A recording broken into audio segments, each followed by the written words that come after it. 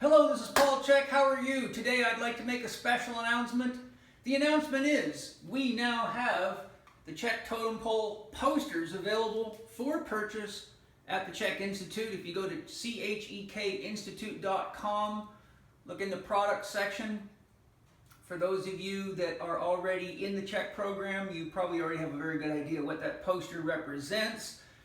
We had a very significant number of requests for the image to be made into a poster, and quite interestingly, I've now had a couple of my students literally tattoo that on their body. That's commitment, so they never forget how to perform an assessment, and that's what that poster really represents. The CHEK Totem Pole is a system that I developed.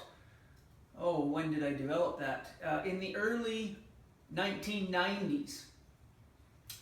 So what I want to do today is give you a quick overview of the CHEK Totem Pole, which is far too comprehensive to even begin to touch in a blog, but I think I can share some things that could help any one of you understand why you have possibly got chronic problems, whether it be digestive, mental, emotional, or physical, that don't seem to resolve even after seeing numerous medical, healthcare, or allied healthcare professionals. So what I want to tell you first about the CHEK Totem Pole is how I developed it and why. My career is largely one in which I focused on dealing with the toughest cases out there. When I got out of the United States Army as the trainer of the United States Army boxing team, where I took my knowledge of nutrition, lifestyle, training, a lot of things I learned from my mother, who was a yogi, my father, who was a farmer, and the way we lived, my study of Paramahansa Yogananda's teachings, and my own investigations into everything to do with athletic performance, which was very important to me as a competitive athlete. I was a motocross racer when I was young. I was a boxer, a kickboxer, and I played pretty much every sport I could get into in school in my youth, and was very, very competitive and wanted the advantage. So I grew up with a lot of very good athletes. One of them that I grew up with became Mr. Canada in bodybuilding in 1986. Another one of my buddies, Lloyd Anderson, who was my sparring partner on my boxing team, the Camel River Eagles Boxing Club, went on to become the world champion in his weight class in full contact kickboxing in the World Karate Association, and that was probably around late 80s. Several of them were elite skiers. Three of them were elite motocross racers.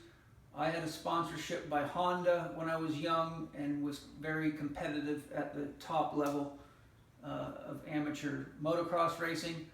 So I had a real love and interest in sport, competition, winning and succeeding, and was willing to do the research to enhance my performance. And when I became a boxer on the boxing team, it was obvious that the way I ate and the way I trained was very different than everybody else, and it quickly became obvious to them, because what I haven't shared with you yet is I also represented the United States Army in triathlon and made it to the national championships in triathlon in 1986 at Hilton Head, South Carolina, where I was the Army's representative. I also won the United States Army triathlon, and my wife then, Sue CHEK, won the female division. It was the first time that a husband and wife had won the event. So I had a lot of knowledge back then, but not a fraction of what I do now. I became the trainer of the Army boxing team in January 1984, and here we are 2016, so some 32 years later. To make a long story short, when I left the Army, I studied intensively sports massage therapy and mixed sports massage therapy training with my knowledge of strength conditioning, posture, and progressed my studies into each relevant field as necessary to understand how people didn't heal and why they didn't heal. When I got out of the Army and moved to San Diego, the way I built my business was going to doctors and therapists, physical therapy clinics, chiropractors, everybody that I could find, and offering to take their toughest cases because I knew they had nothing to lose.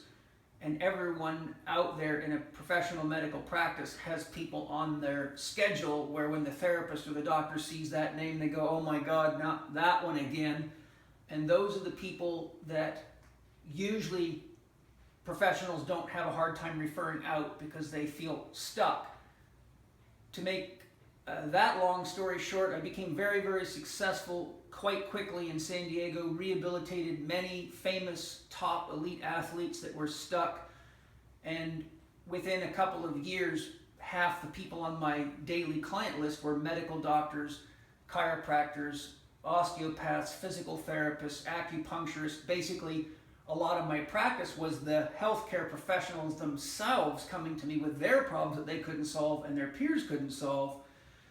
So I spent a huge amount of my time dealing with very technical, very complex cases, ranging from mental, emotional distress all the way to orthopedic problems that would not resolve. While I was doing that, I was advancing my training. I became qualified as a holistic health practitioner in the state of California, which is the license that I basically use and the title that I use today. I studied medical exercise therapy. I traveled the world studying from countless experts all over the world and devoted myself to that pursuit, which I continue to this very day. And I still deal with a lot of the most challenging cases out there.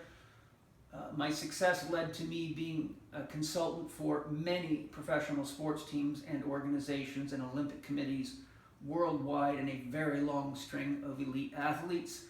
So the methods that I'm sharing with you here today are very well tried and tested. I've participated in the design of research studies, and I even had research done, a literary review done by Christian McPhail, who is a physical therapist and a chiropractor who is a CHEK practitioner in England. And he did research on the totem pole and studied the literature, and I believe his report had 149 references, which at large were in agreement with my findings. So it was very good to have that research done. So with that little bit of background, the totem pole became my symbols for which I identified whenever I had somebody that had a problem, let's say a chronic knee or back problem. Through my work, I began researching what is in charge of what in the body, what in a hierarchy of control, just like you have the President of the United States, who has a vice president, who has a cabinet, who has people underneath them, so governors or however you want to break it down in a hierarchy. I was looking for what is the one system that is the most influential on all other systems in the body, because it doesn't matter what problem you have, say in your knee or your low back, if that is a symptom of compensatory stress for a system above it with a problem. So the totem pole actually was based on a concept that I developed that first led to the development of my primal pattern movement system, which you can read about if you want to in my book, Movement That Matters, which is on the CHEK Institute website, which I developed in 1988. So the primal pattern system identifies what are the key movements that all human beings have to be able to do, at least with body weight, to function and do activities of daily living, recreational activities and sport activities without damaging their body. And what are all the movements that are the catalyst movements underneath all the other movements we do. Therefore, if you don't have one of these movements right, any other related movement becomes a mirror of the dysfunction. So the primal pattern system was based on what it takes to survive in nature, which is what our whole body is built by, called the selective pressures of nature. The totem pole is based on what are the regulatory systems that are designed to keep us alive in any situation in life that basically exemplify how the nervous system and the body systems are structured so that whichever system needs to be online and functional to protect life and therefore controls other systems are intact. So if you have a problem at the top of the totem pole, it could manifest as a problem anywhere down below. So with that preface, now this is a very comprehensive symbol system. I can only just give you an overview of it. CHEK Level 3 is a comprehensive course that deals with most of the comprehensive assessments on things like cranial nerves, temporomandibular joint function, vestibular function, upper cervical function, things that require a lot of training. Now remember, the Czech Institute's training program is a multidisciplinary program. So we have very elite level medical doctors, we have physiatrists, we have chiropractors, we have osteopaths, we have podiatrists, we have nurses, we have physical therapists. The list is long. So I say that because a lot of people think, without really knowing, that Paul Czech is a personal trainer, but he is not, and that the Czech Institute only trains personal trainers, but we are a multidisciplinary advanced education system. So this methodology is used all over the world by some of the most elite doctors and therapists there is. Thus, it is well tested, and I had tested it very well before I even put it out there, as I always do. So now let's take a look and see in a few minutes if there's some tips I can give you that might help you understand why maybe you're not healing. And if you're interested in the Czech education programs, I will show you which classes or products are directly likely to give you information relevant to the symbols that I'm about to discuss. First, I'm going to give you a quick overview. At the top of the symbol, the bird represents the psyche. The psyche is the Greek word for soul. In there you have the mind, so the soul and the mind, and the soul and the mind is also coupled with our emotional life. It's basically everything to do with our inner life, our subjective life. Our objective life is things that can be weighed and measured. So if you go take a functional medicine test because your body's not feeling well and they find out you've got adrenal fatigue, or they find out that you have toxicity, or any of those types of things, those are objective assessments, but they're always the product, with rare instances of exemption, of a person's subjective inner life that can't be weighed and measured, which is why it's called subjective. So up here we have the bird, which represents the soul of the psyche. We have the sun, which is the masculine force. We have the moon, which is the feminine force. The sun also represents the ego, the outgoing fire of the individual. Look at me, here I am, I'm an individual. And then the darkness not only represents the circadian rhythms of day and night, but it represents what is called in psychology the shadow, the elements of ourselves that are unconscious, yet the unconscious aspects of us are making huge inroads to make decisions for us that sometimes we aren't happy with, and the shadow is the shadow because you don't see it, it's unconscious, but the shadow needs to be looked at whenever people are living lives where they're not creating what they want, and oftentimes in those that are spiritually immature are blaming other people for their problems. So at this level we have a lot going on. The sun and the moon, and then this would also contain the earth, also represent the rhythms that drive our entire hormonal system, which is the interface between the subtle psychic realm and the physical realm of the body. The hormones actually are the mechanism by which mind and emotion becomes physicalized as life experience. That controls everything. Now, the top physical function we have is breathing. Breathing is the most essential function we have for our survival. The average person breathes 25,900 times a day, and the brain can only go without oxygen for about 3.5 minutes before trouble starts to brew. By about 5 minutes, you have brain death, either significantly along the way or at a point where problems are for real. There's nothing else that we need with such immediacy. We can get by without food longer. We can get by without water longer. So breath is really, really important. And another thing about breathing is that if you study the respiratory system, or the physiology of the respiratory system and the neurology of the respiratory centers in the brain, you find out that the respiratory system actually has the dominant influence over the motor system, over the muscles and the joints and the musculoskeletal system of the body.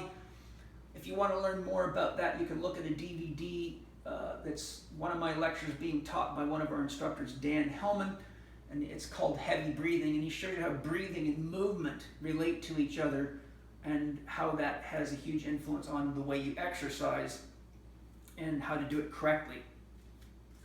So breathing is the chief nutrient, and breathing is essential to metabolism. If you don't have oxygen, you cannot metabolize anything. Food has to be oxidized. That's what the Krebs cycle is all about. That's the basis of energy accumulation in any cell. If you look at the 24-hour meridian cycle in Chinese medicine, you'll find it begins with the lung, because breath is the beginning of life force or qi cultivation.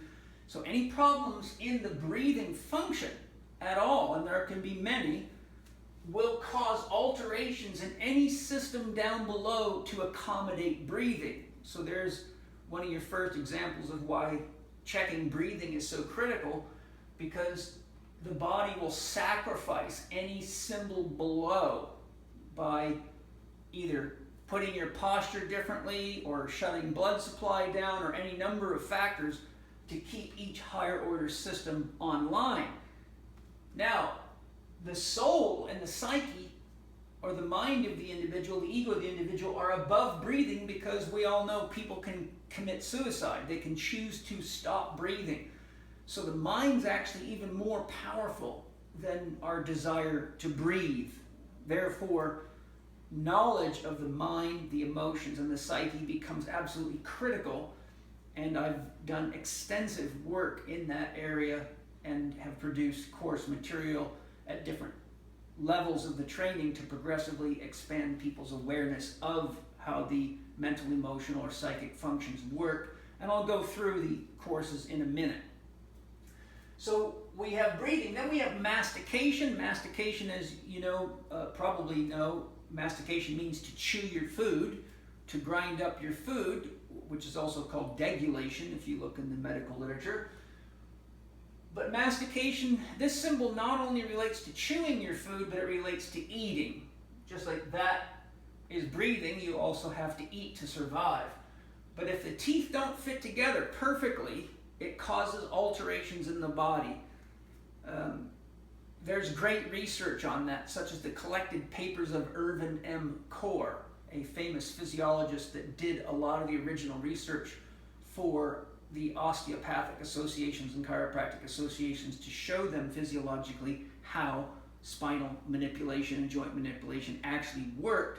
And in his research, he does very unique studies where, for example, he puts a thin metal shim, only a millimeter or so thick, between a person's molars and monitors the electrical activity of the muscles throughout the body.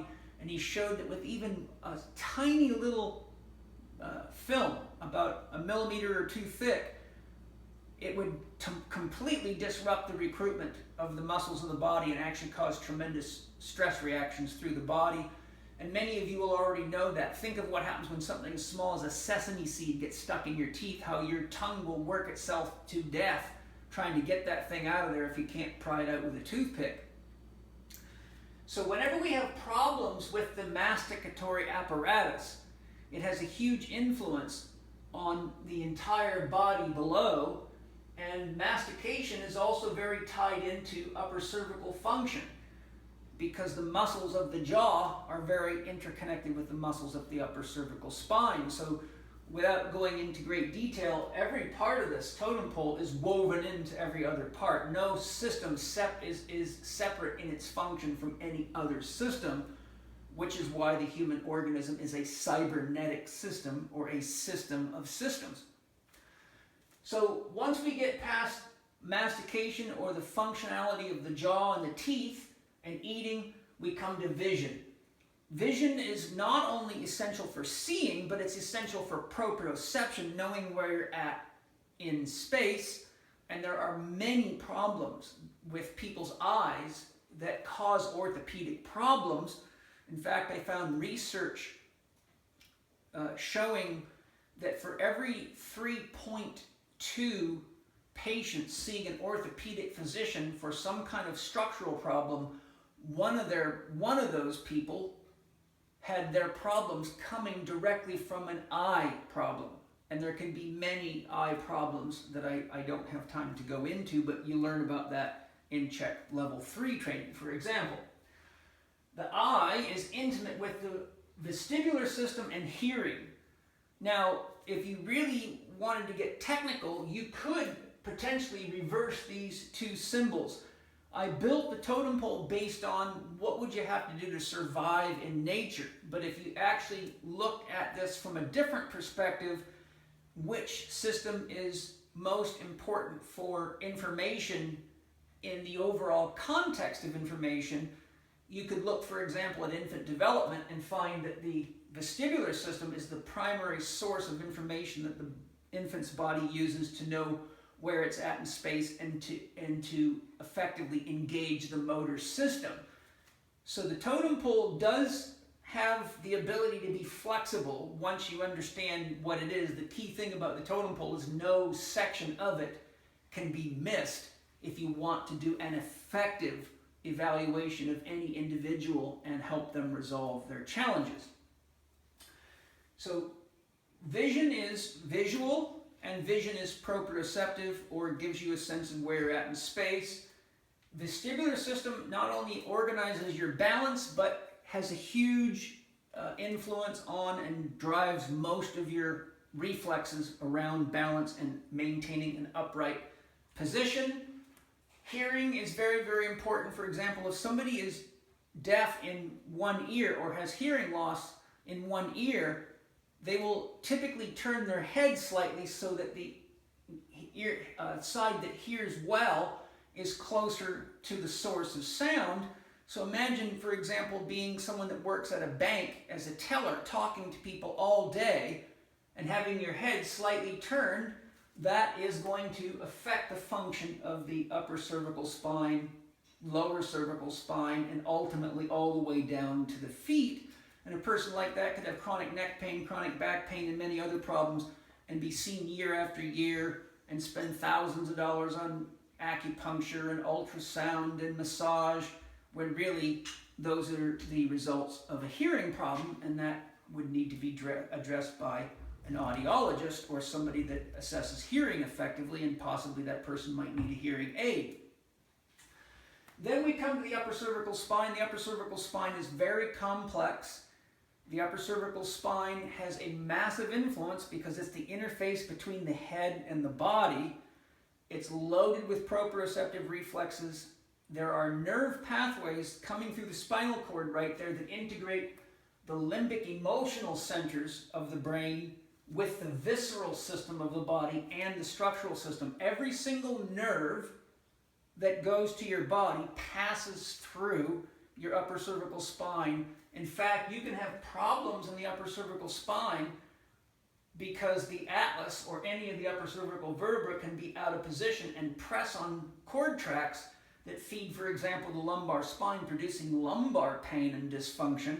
Yet when you do an orthopedic assessment on the low back, which commonly happens, they don't find disc injuries, they don't find structural dysfunction, they don't find instabilities.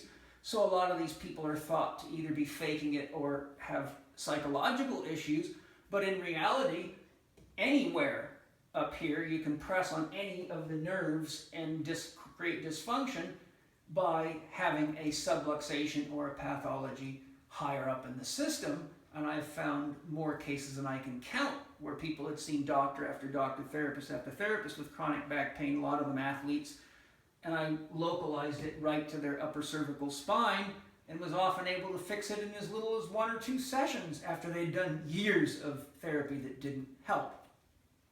So the key thing here is that the eyes, the ears, and the teeth have to be maintained on a horizontal plane in order for our orientation in space to be correct. Because the jaw floats, if your head moves out of position, the teeth don't fit together. You can easily prove that to yourself. Just do what's called a click test, and then try turning your head and lightly clicking. You'll notice you have a double click. Your teeth don't fit together. So if you have your head out of position for any reason in an upper cervical, any upper cervical subluxation, which is very common, the atlas is the most unstable segment in the entire spinal column, and the segment most likely to be subluxed for a very significant number of other factors, such as dietary factors, hormonal factors, psychological factors, physical trauma factors. So if that vertebra is out of place, it changes the orientation of the eyes, the teeth, and the ears and the vestibular system, and produces compensations all through the body in attempt to get the eyes, ears, and teeth level with the horizon, which is kind of like the pilot's compass. If the compass isn't oriented toward north, then the pilot never knows where he's at. So when your eyes, ears, and teeth are level with the horizon, it's like your compass bearings are correct, and that has a huge influence on your balance. So the upper cervical spine then is superseding the visceral system.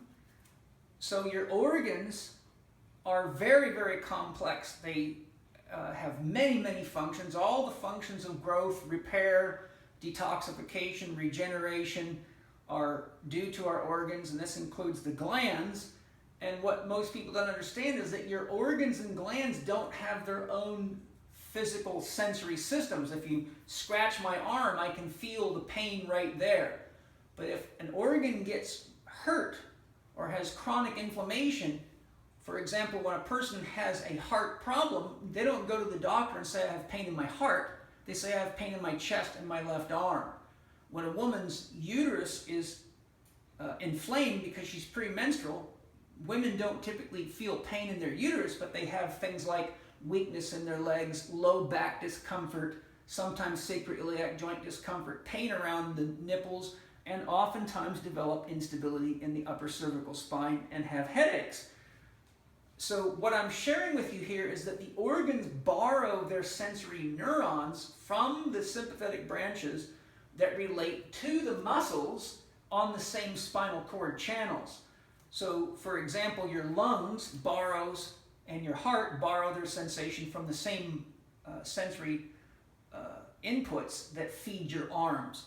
So a person with lung pathology might have chronic pain in their neck or shoulder area because those are the spinal cord segments that feed the organs inside the lungs and the heart. In this example, just as a woman's uterus borrows its pain-sensitive fibers or pain perception from the lumbar region, so any of the areas innervated by the lumbar nerve roots will react as though they're in pain when a woman's uterus is in pain inside of her.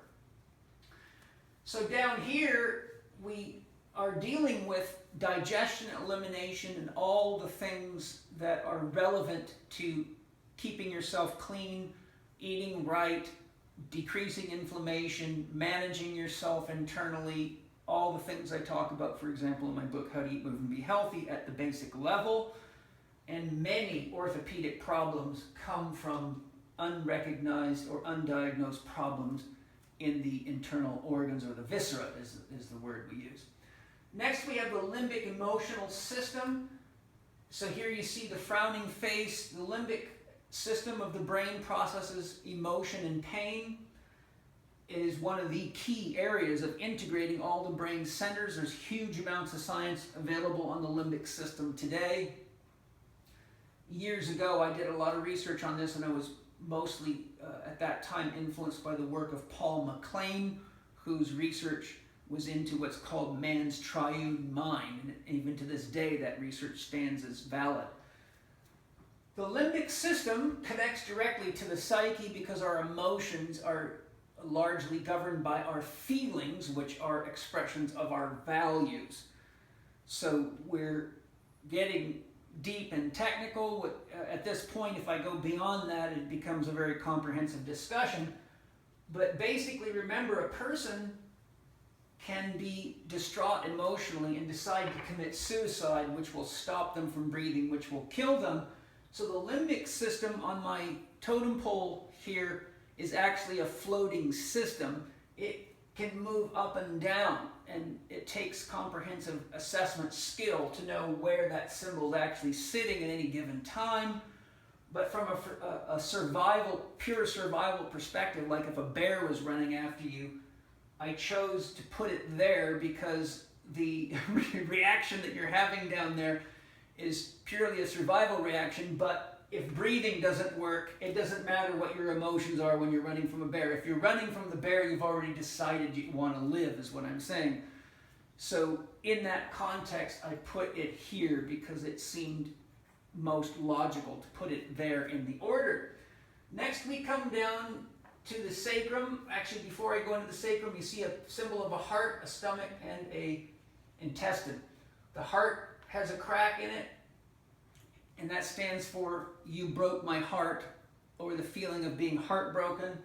The lightning bolt in the stomach stands for someone feeling sick to their stomach because they got cheated on, abandoned, lost their job, etc. And then the lightning bolt through the rectum stands for the concept of being somebody or something being a pain in the ass, and this relates to psychoneuroimmunology, which shows us very clearly that our repetitive and dominant thoughts manifest themselves in our bodies as a reality. So these symbols say pay close attention to a person's internal dialogue, because oftentimes they're actually creating the very disease they're running around asking doctors and therapists to help them get rid of. So this symbol really is an expression of that symbol. Okay. Next we come to the sacrum. The sacrum is, the word sacrum means sacred. The reason it's called the sacred bone is because when they used to burn witches, when all the ashes were cleared away, the one bone that seemed to withstand even fire was the sacrum. So they called it the sacred bone because it can even withstand fire. But it integrates the two halves of the pelvis. It's the foundation for the entire spinal structure. It also, your coccyx is very, very important. A lot of people don't realize this, but the coccyx is that little flexible tip of the spine down there. It actually has to bend forward, because as you bend forward, you're increasing the length of your spine by creating a curve, and that stretches the spinal cord. So if the coccyx doesn't flex forward, then there's too much tension put on neurons, and it changes the synaptic junctions, and it can disrupt conductivity in the nervous system and lead to all sorts of problems.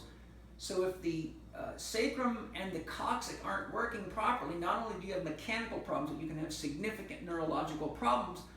And I'm trained in intrapelvic therapy, and I've helped many people heal from traumas such as falling down steps, sports injuries, sexual injuries, and things like that, where they were having all sorts of neurological complications that nobody could figure out. So the sacrum and the coccyx are an important working system for a variety of reasons, some of which I've just discussed. Then down below you have what I call the slave joints, which is the shoulder, elbow, hand. It is all the joints of the spine except C1, 2, 3. So C4 all the way down to the sacrum are called slave joints. They're slaves to every one of these systems above. The hip, knee, ankle, and foot are all slaves. So think of how many doctors are running to patients are running to doctors and therapists with problems with the shoulder, elbow, hand complex, the hip, knee, ankle, foot complex, or the spinal complex from C3-4 all the way down to L5-S1 every day. Remember, L5-S1 disc injuries are the most common injuries in in orthopedics, period. More people have that injury than any other injury, a low back injury down there. It's the most commonly injured section of the spine, but I can show you very easily, as I show my students, a breathing pattern disorder is one of the most common causes of idiopathic disc pain, which means a disc injury that came on without a person knowing how it got caused, which 85% of all orthopedic injuries, based on research, are idiopathic, which means the patient does not know how the pain got started. And the reason that number is as high as it is because all of these things contribute to compensation down here. And there's an old saying, compensation kills the cat. A cat is a very agile, capable animal, but if a cat has a pathology and it has to compensate, eventually it weakens the system because you can only compensate for so long before the system breaks down, then you got nowhere to go. If your right ankle hurts and you're a runner, what you're going to do without knowing it is you're going to put more force through your left leg. So for example, if someone's got a painful Achilles tendon or plantar fasciitis and they keep running, if they increase the weight on their left leg 10 pounds per foot strike to decrease the loading on the injured side, the average person takes about 750 strides per leg per mile. That's 7,500 pounds of work the left leg's having to do to compensate for the right leg per mile.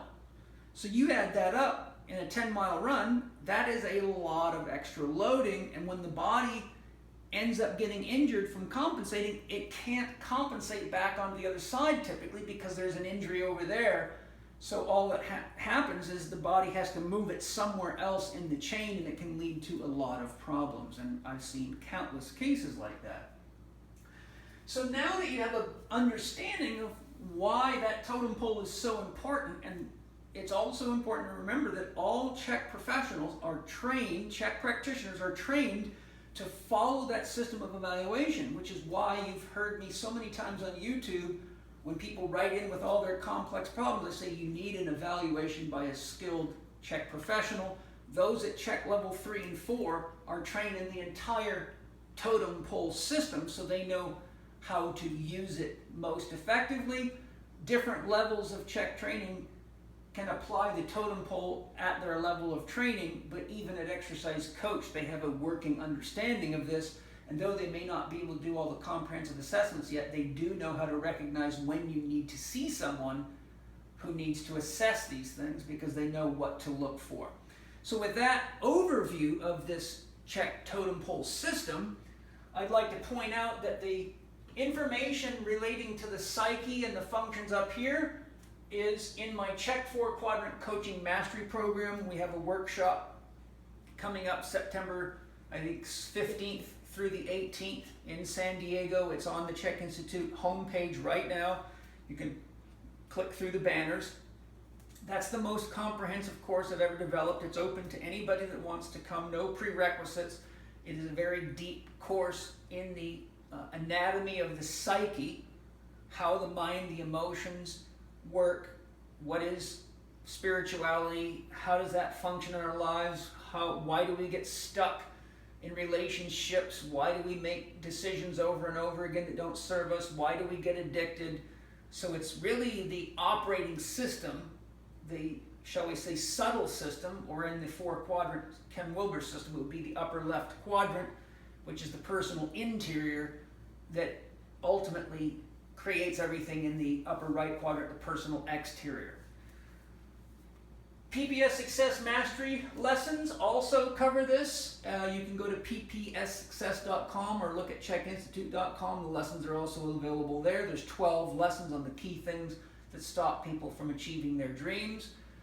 The 1, 2, 3, 4, which is an audio workbook program, the 1, 2, 3, 4 for overcoming addiction, obesity, and disease, is a self-help manual with 9 hours of audio approximately that I developed to help people heal themselves. And I think for most of you that have challenges, that's a good place to start because it teaches you how to look inside yourself. Now, HLC 1 through 3, my book, How to Eat, Move, and Be Healthy, CHEK Exercise Coach, my ebook, The Last 4 Doctors You'll Ever Need, How to Get Healthy Now, and the audio companions all help you deal with the issue of breathing properly. So there's information in HLC 1 through 3, How to Eat, Move, and Be Healthy, CHEK Exercise Coach.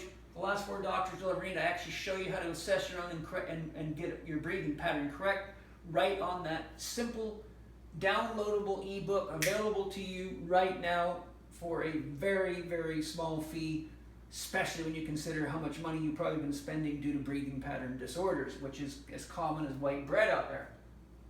Now, with regard to the jaw section and mastication, anything to do with food and eating is CHEK HLC 1, which is now available online, so you don't have to travel to take the course, which opens the door to HLC 2 and 3, which are my professional courses if you want to teach holistic lifestyle coaching professionally. Then we have mastication and TMJ issues. That's taught in CHEK Level 3, which is quite a comprehensive training program that you have to do prerequisites to get into. The issue here of mastication, vision, and vestibular, hearing, and upper cervical functions. We teach awareness of these and how to identify when people have problems in all the CHEK training programs, from exercise coach all the way to CHEK Level 4, but the masters of assessing that are the CHEK Level 3s and 4s who have that. It's a very comprehensive 9-day course that they go through to learn to do all those special assessments.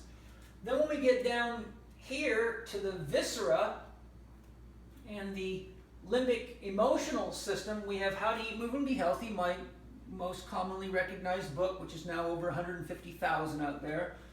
You Are What You Eat, audio program with workbook.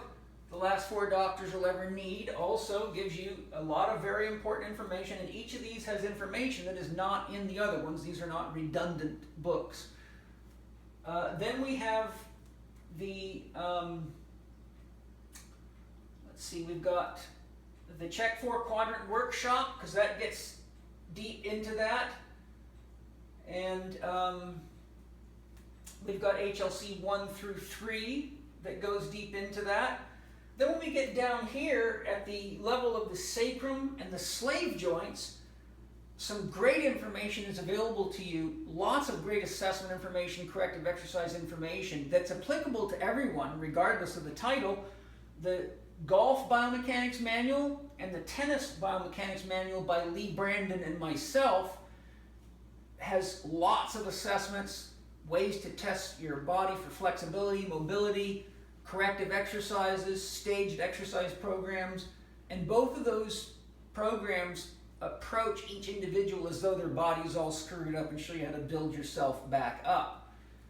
Then you have my Swiss ball videos. If you want to learn about how to apply some of this technology for rehabilitation, I have Advanced Swiss Ball for Rehabilitation on DVD you can get. I have all sorts of Swiss ball videos. I really pioneered that whole concept out there. When I first started using Swiss balls, they were pretty much unheard of. The only place they were ever used outside of neurological rehabilitation was in aerobics exercise classes, which was started by Joanne Posner-Mayer in Colorado and still wasn't even that popular at the time.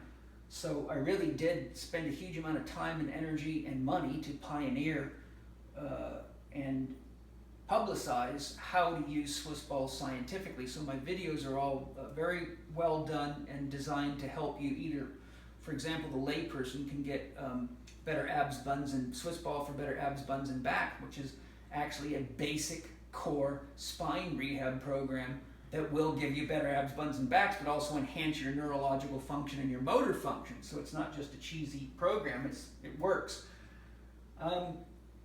We've got scientific core conditioning, scientific back training, and program design. These are my key programs for entering in my advanced training programs. Not anybody could study those, but anybody, for example, that's a personal trainer, could revolutionize the way they coach and train people with any one of those programs. For those of you that are not in the profession and just want to know how to exercise safely and effectively, Paul Czech's Gym Instructor Series goes through all the commonly used exercise in the gym and even introduces Swiss ball concepts and things that are just now popular today, but shows you how to do those safely. That's Paul Czech's Gym Instructor Series. CHEK Exercise Coach covers this level of the spinal, the totem pole, and the basic structures we talked about there. And CHEK Practitioner 1 through 4 is you're going to get progressively more advanced training at every step. Now, the magnum opus, if you will, of how all this stuff works, CHEK 4 Quadrant coaching deals with the psyche, the mind, the emotions, the spirit, the soul, but shows you how it infuses itself into all this stuff and actually creates it. And CHEK Level 4 is the highest level of the CHEK program training, and in CHEK Level 4 they review everything they've learned up to that point, which is a lot, and then we look at native healing practices and various other forms of healing, such as the use of energy medicine, the science of subtle energy healing, and a lot of the concepts that are in the CHEK 4 Quadrant coaching are used, but a variety of other things as well. Nonviolent communication, it's too much. It's a very comprehensive course, and only the very best of the practitioners make it to that level. So there's not that many of them out there, because most people, to get to that level, it takes them about 7 years of study and practice and study and practice and mastery, and I don't just let anybody into those classes. But just so you know, if someone has CHEK Level 4 behind their name, you can know they've committed themselves to about 7 years of hard, regular study, and not just talking head stuff, practice, because they have to turn in case histories that I grade to get to CHEK Level 3 and Level 4. So these are the real masters of that material out there. So there you go. That is your opportunity to have an overview of how your mind and your body work. And if you're a health or exercise professional, or even if you're somebody that wants to know what's controlling what, this poster is a great reminder, and it is a reminder of the importance of breathing properly, which you will only do if you have a dream worth living for and you pay attention to and learn to manage your inner world. We must eat properly. We must care for our eyes. We must be aware of whether or not our hearing is balanced and whether our balance centers are working. We must be able to identify whether our upper cervical spine is fully functional. We must have the wisdom to care for our internal organs. We're so mirror-oriented, we invest thousands of dollars into boobs and whatever else you see in the mirror, hair, teeth, lips, but hardly anyone pays attention to anything on the inside because they don't see it. But that's where the real longevity is at. We must learn to pay attention to what is emotionally charging us, for better or for worse, because it affects everything. And we need to be aware that the sacrum is an intricate system that's connected to the entire nervous system and responds very rapidly to anything above or below it, because it kind of is, the center of gravity of the body is right there. So problems above or problems below all have to be moved. The compensation has to go through the pelvic girdle. So if there's problems there, they're often coming either from above or below, or it's a trauma right to that, and people that have those traumas know they can tell you about them. And then down below are the slaves, and we can't get anything done without our lovely slaves. But the secret is, if your slaves are complaining, you need to find out if it's one of their masters that are not doing their job, because all the money and all the poking and prodding and pills and this and that down here is a waste of time, energy, and money. It's palliative until you figure out who is controlling the slaves. Thanks for joining me today. Feel free to visit the CHEK Institute website, CHEKinstitute.com. We have lots to share with you. Remember, HLC1 is online now, so you can master the techniques in my book, How to Eat, Move, and Be Healthy, and much more. CHEK 4 Quadrant Coaching, a mastery workshop coming up here not too long from now, September 15th through the 18th. Mind-blowing experience for you. We had over 50 people give video testimonials in the first workshop. They were so blown away by the course, and I would love the chance to give you the experience of being blown away at how much more you can do for yourself and others in your own life by living your own dream. Thank you for joining me today. I'm Paul CHEK.